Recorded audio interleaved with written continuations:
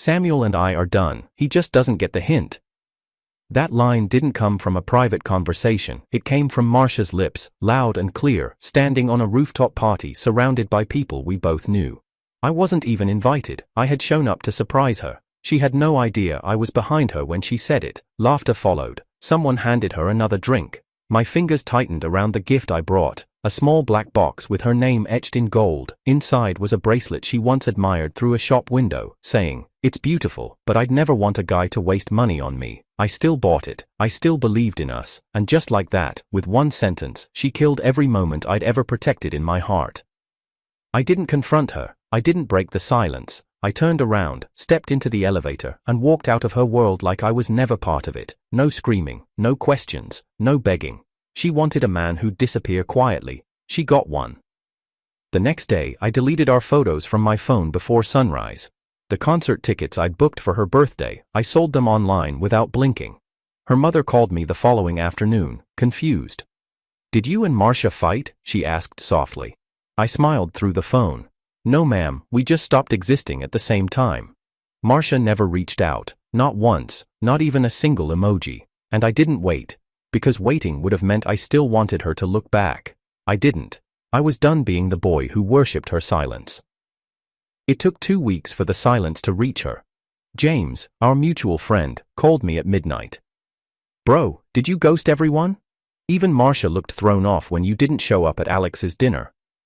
I didn't answer him, I just stared out the window, the cold air pressing against the glass. I wanted to say, tell her this silence is her masterpiece, tell her this distance was custom made by her own hands. Instead, I said, "James, I don't belong in her story anymore." The next time our names were spoken in the same breath was at a coffee shop where Hannah spotted me by accident. She was Marcia's old roommate, a girl I barely remembered during the chaos. She walked over slowly, her coffee shaking in her hands. "Samuel, you look different." I smiled, setting down the book I wasn't even reading. "Healing tends to do that." She hesitated. "Marcia said you vanished. Just evaporated. Like you never existed." I nodded. "Exactly." She didn't laugh, she didn't press, she just said, "Good." I watched her walk away, but the moment stayed behind like a quiet ghost. I wasn't angry anymore, I wasn't heartbroken, I wasn't even nostalgic. I was clean. And that was the day I realized something chilling. Marcia didn't break my heart. She handed me the knife and watched me do it myself. If someone asked who Samuel was before that rooftop, most would have said Marcia's boyfriend. Never Samuel the filmmaker, never Samuel the guy who worked 3 jobs to buy her that scholarship dress, never even Samuel, the one who turned down his dream job just to stay in the same city as her. I wasn't a person, I was a title she wore when it suited her and dropped when the mood changed. We met 5 years ago at a student film festival. She wasn't part of the crew or cast, just someone standing by the exit wearing headphones far too expensive for someone who claimed to hate music. I bumped into her on accident, spilling water on her coat. She gave me this death glare like I'd ruined her life, and I remember laughing, apologizing 3 times in a row. "What's so funny?" she asked coldly. "You're the first girl I've met who looks like she'd sue someone over mineral water," I said. She smirked. "I like men who talk back." And just like that, I fell. Marcia was a storm that smiled like spring. You didn't run from her, you braced for impact and prayed she'd stay long enough to break you beautifully, and break me, she did. Our early days were made of late-night takeout, scribbled napkin love notes, her rants about her thesis, my silence as I stared at her like a man watching the last fire on earth burn. She had a way of laughing with her eyes closed and her hand clutching her stomach like joy physically hurt. But she also had a way of making you earn every smile. Marcia never gave affection easily. Every "I miss you" felt like a crown placed on your head. I wore it proudly, like a fool. She didn't believe in anniversaries. "Dates are for people who plan endings," she once said. So I stopped counting. I didn't track how long we were together, how many days passed between her replies, how often she called me by someone else's name when she was drunk. Once, it was Jam. S. I didn't flinch, I told myself I misheard. James had been her best friend before me, that's what she said, just a friend. Looking back, maybe that should have been my first exit sign. Still, I stayed. I stayed when she ghosted me for 3 days after a fight about nothing. I stayed when she left town for 2 weeks without telling me. I stayed even when I found texts from another guy saved under a fake name in her phone. Because the truth is, I wasn't in love with Marcia. I was in love with who I became when she looked at me like I mattered. I chased that feeling like an addict. I kept thinking if I just held on longer, tried harder, loved deeper, she'd return that version of me back. But what I didn't understand then was that Marcia didn't fall in love with me. She fell in love with control, with knowing she could leave and I'd still be there, that I'd keep turning the pages of a book where I was only ever background. There was one night, early on, where I'd fallen asleep with my head on her lap. She was scrolling her phone, playing with my hair absent-mindedly. "What are you thinking about?" I asked. She didn't answer right away. Then she whispered, "Sometimes I wonder if you'd still love me if I disappeared tomorrow." I opened my eyes and looked up at her. "I wouldn't stop looking until I found you." She smiled like that scared her. Now I realize. It probably did. Because I was the one thing she couldn't control.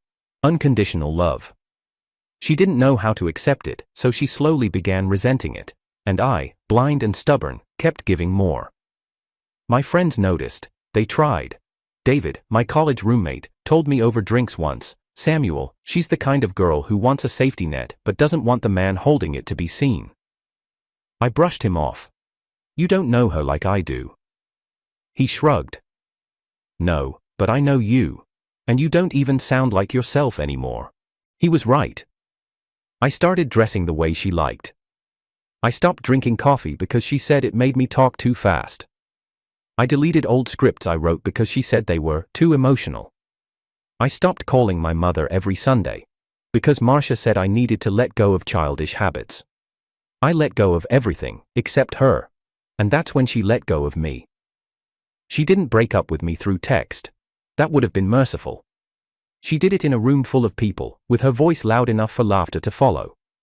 The only mercy she gave me that night was not knowing I was behind her when she said it. 2 days later, I blocked her number. 4 days later, I changed mine. But blocked numbers don't stay blocked when people are bored. On the 11th day, I got a message from an unknown account. Unknown. You disappeared, that's new. Unknown. Is this the part where I'm supposed to miss you? I didn't reply. 5 minutes later. Unknown. You always made silence sound expensive. Now I finally know what it costs. Still, I didn't reply. Because I wasn't angry, I wasn't interested, I was learning how to live without permission. She tried again. Through James, through a fake profile, through an old email thread we used to share playlists on. But I wasn't hers anymore, I wasn't even mine yet, but I was close. People think love ends when the breakup happens. It doesn't. It ends in the silence after, when the phone doesn't light up and you don't hope it will. That's when the chain snaps. That's when you realize you were never holding hands. Just holding on. And now, with both hands free, I was learning how to use them again. Not to hold her, not to write her back, but to finally write a life where I existed, even if she no longer did in it. The funny thing about silence is how loud it gets when you stop chasing it. It had been a month since Marcia's rooftop announcement. I hadn't unblocked her, I hadn't posted anything on social media, no cryptic quotes, no soft threats disguised as healing captions, just absence, not revenge, not pettiness, just pure, clean, sharpened absence, and somehow, that was the only thing she didn't know how to fight. James invited me to a housewarming party, one of those polite gestures you extend when you're not sure where you stand with someone anymore. We hadn't spoken much since the breakup. Marcia was his friend too, maybe more. I didn't ask, I didn't want to know. But I went, mostly to prove I could.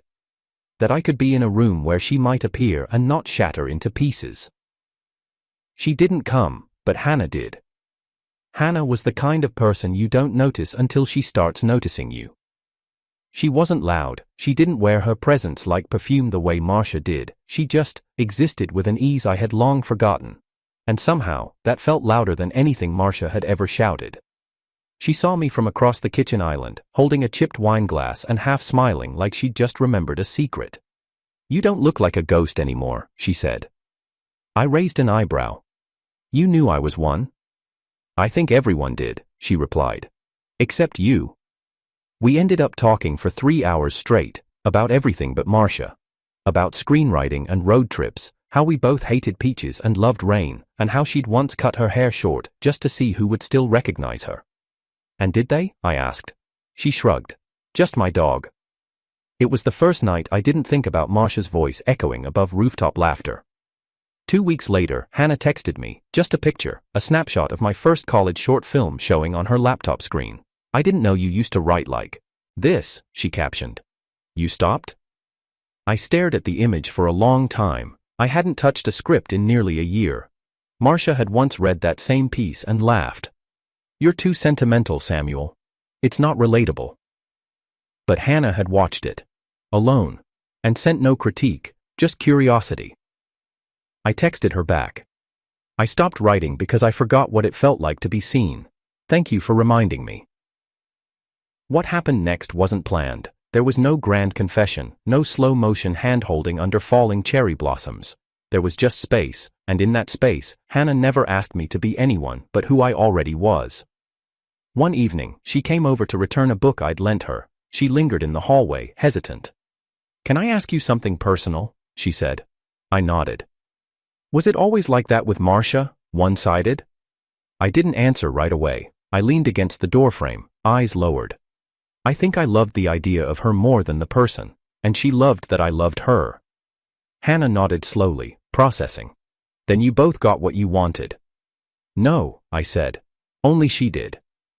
And just like that, the emotional tide began shifting. But betrayal isn't always a single clean moment. Sometimes it's layered. Sometimes it doesn't come from what someone does to you, but what you let them keep doing even after you know better. Because the next time I saw Marcia, it was unplanned.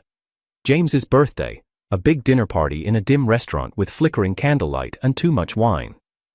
She arrived late, just like always, making sure people noticed. I didn't look up when she sat across from me, but I felt her stare like a pull on my ribs.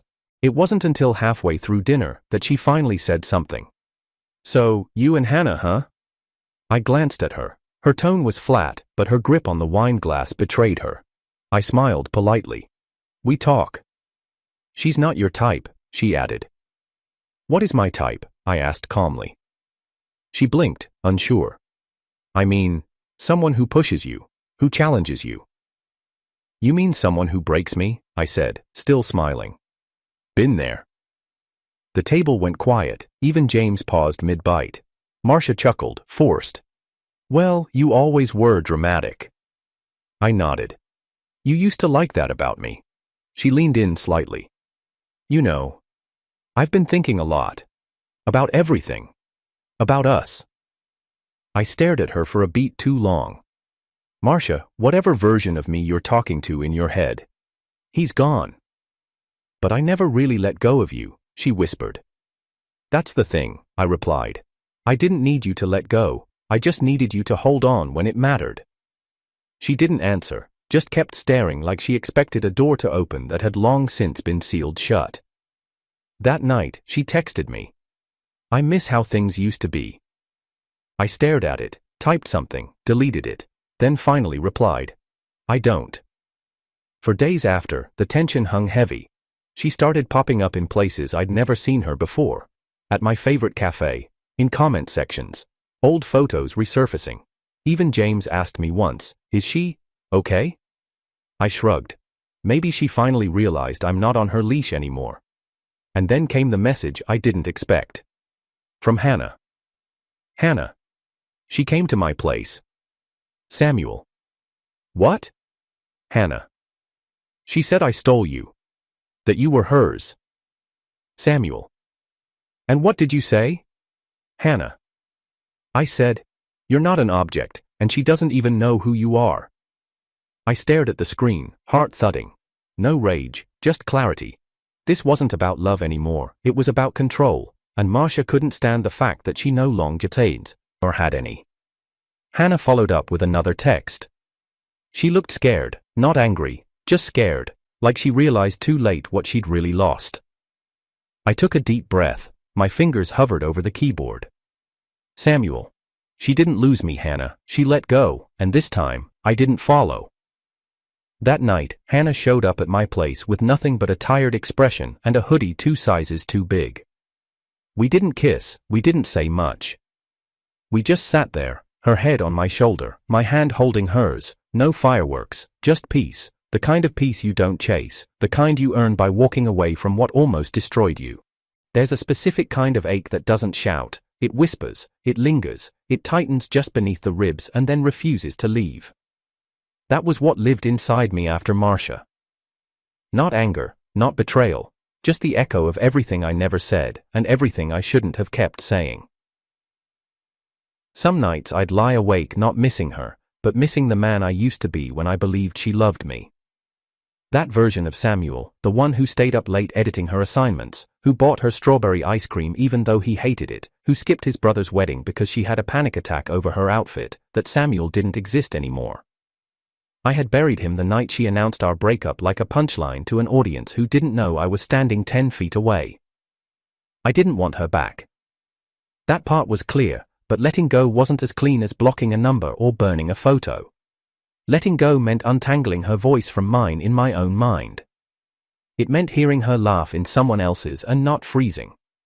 It meant forgiving myself for staying too long and leaving too quietly. I never cried when she left. But I did when I found the bracelet again. It was in the top drawer of my desk, still in its little black box. The one I was holding that night. I hadn't thrown it out. I'd told myself I would, but every time I picked it up, something in me faltered. It wasn't about the gift, it was about what it represented, how deeply I'd misunderstood the shape of love. I had wrapped up a promise she never asked for. And I had mistaken her silence for shyness, her distance for mystery, her coldness for self-protection. In truth, she had never asked for any of it. I gave her the world, and she gave me echoes. I took the bracelet out, held it in my palm. Still beautiful, still delicate, still something she'd probably wear just to say she didn't like it. That was her way. She knew how to ruin things gently. Hannah was supposed to come over that night, but I cancelled, not because of Marcia, but because of me. I needed space to sit with everything I hadn't allowed myself to feel. I opened an old folder on my computer, scripts I hadn't touched since the breakup. There were pieces of me in there, raw and awkward, sentences I remembered writing while she slept beside me, notes I jotted while pretending not to care that she hadn't kissed me goodnight. I started reading through them like someone studying their own post-mortem. And in every word, I found parts of a man who just wanted to be enough. Around midnight, I got a call from James. I let it ring, and ring. On the 6th try, I picked up. "She found it," he said. My voice stayed flat. "Found what?" "The bracelet." I closed my eyes. "So?" "She's been calling me non-stop. Said she found it in your old jacket pocket when she came to return your sweater to James's place. She thought you'd thrown everything away. She thought you stopped caring."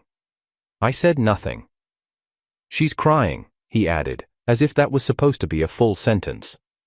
I stood up, stared at my own reflection in the window. "James, she cried the first time I told her I loved her too, and the next morning, she told me I made things weird. That was 3 years ago. And nothing's changed." James exhaled on the other end. "You're different now. You're colder." "No," I said. "I'm awake." After the call ended, I stared at the bracelet for a long time. Then, finally, I slid it back into the box and walked it to the trash.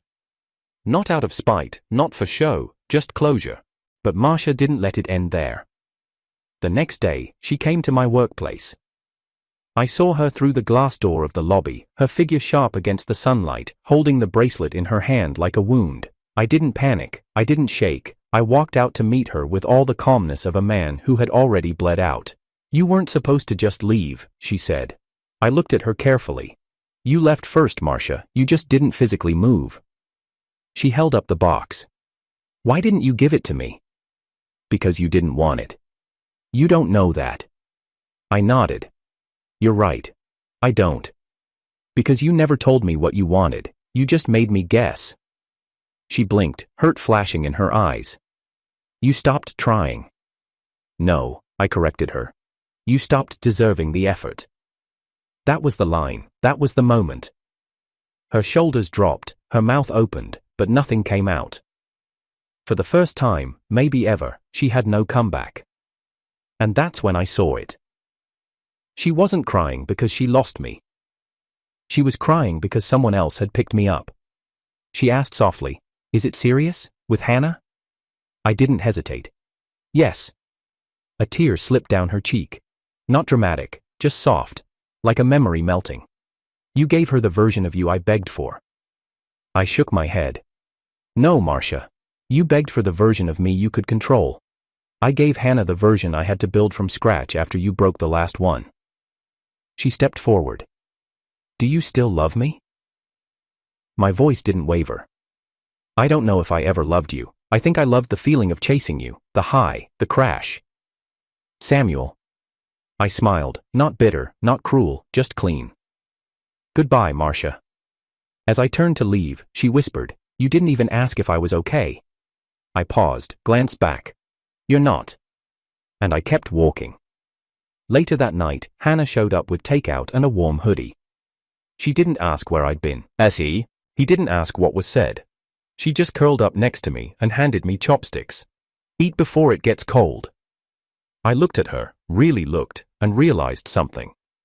Marcia had always made me feel like I was almost enough. Hannah made me feel like I already was. That night, I wrote the first scene of a new script. It opened with a man finding a bracelet in a drawer he forgot existed, and throwing it away, just to make space for something that finally fit.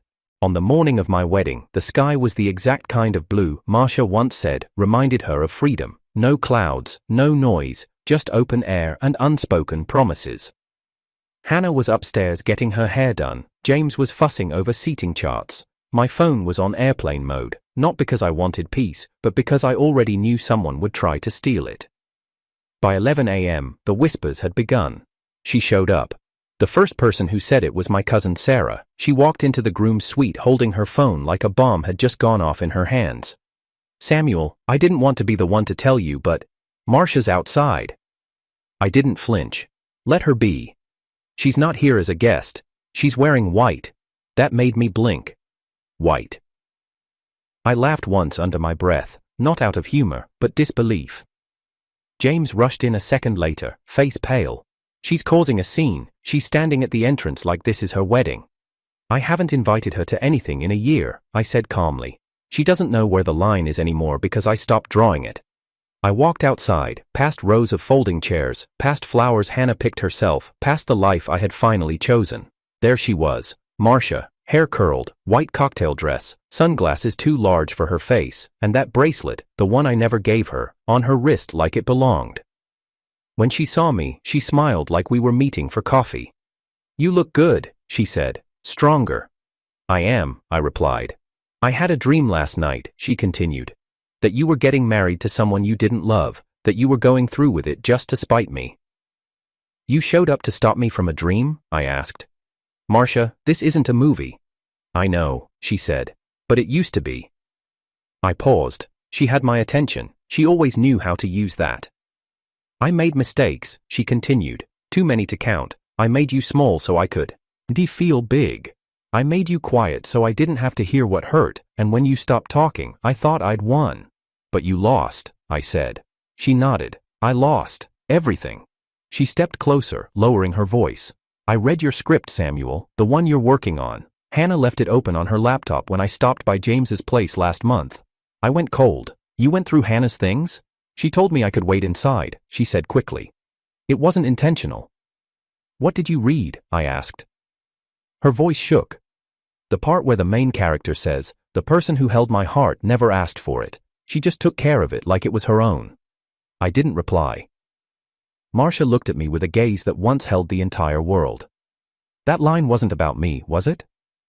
"No," I said. "It was never about you." Her face collapsed just a little, her shoulders folded inward like she was trying to disappear in her own skin. "Then who was I?" I exhaled. The reason it took me so long to figure out what love actually is. She closed her eyes like my words had physically struck her.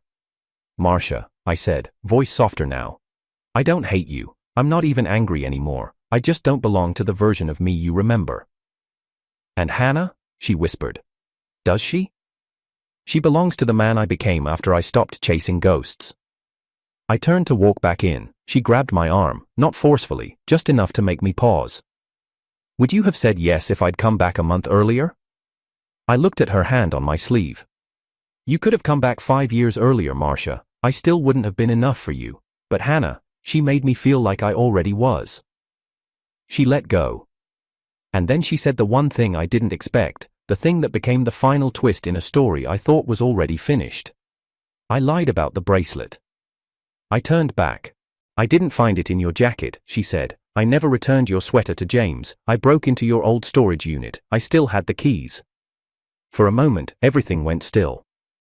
"I needed to see if you really forgot me," she said. "And when I saw the box still wrapped, I realized you hadn't, not completely, and I told myself, maybe that meant there was still a chance."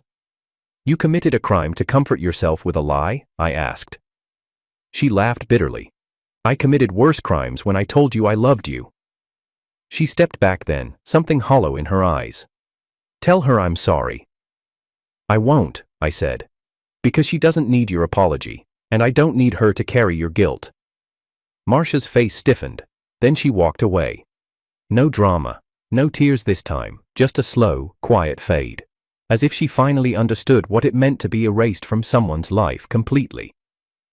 I walked back inside. James was waiting near the doors, nervous. "She gone?" he asked. "Yeah." "She say anything crazy?" "Just the truth," I replied, "and a lie she wanted me to believe." He hesitated. "Should I tell Hannah?" I nodded. "Tell her everything, but let me be the one to say the last part." "What's that?" I looked toward the staircase, where Hannah was standing in her wedding dress, not yet seen by the guests, not yet called by name. That she saved me without ever trying to. When Hannah reached me a few minutes later, she took my hand and said, "You okay?" I nodded. "Did she say anything I should know?" "She said I used to be the one who chased," I whispered. "But now I finally know what it means to be found." We walked down the aisle together, and I never looked back. It happened 2 months into the marriage, not the argument, not the discovery, the realization. The moment Hannah saw the entire unfiltered truth of who I used to be, the boy I had buried, the versions of myself I had locked away so no one would ever confuse him with the man she married. It started with a box I thought I'd thrown out, a shoebox labeled in my handwriting, "Don't open unless you're ready to remember." I had meant to burn it before the wedding, but somehow it ended up tucked inside the bottom drawer of my studio desk, the one Hannah cleaned out that weekend while helping me reorganize. She didn't open it to invade my privacy, she opened it thinking it was empty. Instead, she found the pile of letters. Letters I wrote to Marcia, some sent, most not, some filled with desperation, others poisoned with heartbreak. One written the night Marcia went to Greece without telling me, another after she forgot my birthday 2 years in a row. One just said, "Please tell me how to stop loving you." And right at the top of the stack was a torn envelope with no stamp, no date, and one sentence scribbled in blue ink. "If you come back, I'll start over like nothing ever happened." When I walked into the studio and saw Hannah sitting cross-legged on the floor with the letters around her, my chest tightened in panic. Not because I was afraid she'd leave me, but because I wasn't sure she'd ever look at me the same way again. She looked up slowly. No anger, just an expression I'd never seen on her face before, grief for someone else's version of me. "Why didn't you burn these?" she asked. "I thought I did," I replied honestly. Her voice didn't rise, she didn't throw the papers at me, she just whispered, "That man, he hurt." I nodded. "Every day." She picked up one of the pages and read aloud. "You don't even have to love me, just don't leave me like I'm nothing." I lowered my eyes. "I've never seen you this exposed," she said. "Because I never showed anyone," I replied, "not even Marcia." Hannah placed the letter down, her hands trembling slightly. "I didn't know it was that bad." "I didn't either," I admitted. "Until I saw you loving me like it didn't have to hurt." She looked at me again, and this time there were tears in her eyes. "Do you still love her?" "No." "Do you still miss her?" I paused. "No." But sometimes I miss how naive I used to be. How deeply I believed that love was supposed to be earned with suffering. Silence stretched between us. Then she said the line that nearly undid me. I want to know him, the broken version, the boy who wrote these, because he's part of the man I said yes to. Don't keep him from me. I sat beside her, overwhelmed. He's ugly. She smiled through her tears. Then I'll love the ugliness too. I had never cried in front of Hannah, but that day, I did. And not because I was afraid of losing her, but because she chose me in full color, not the polished version, not the strong man she married. She chose the wreckage too, the raw, desperate pages, the pieces that weren't proud. We packed the letters together, but she didn't ask to destroy them. She just said, let's put them where they belong, in the past.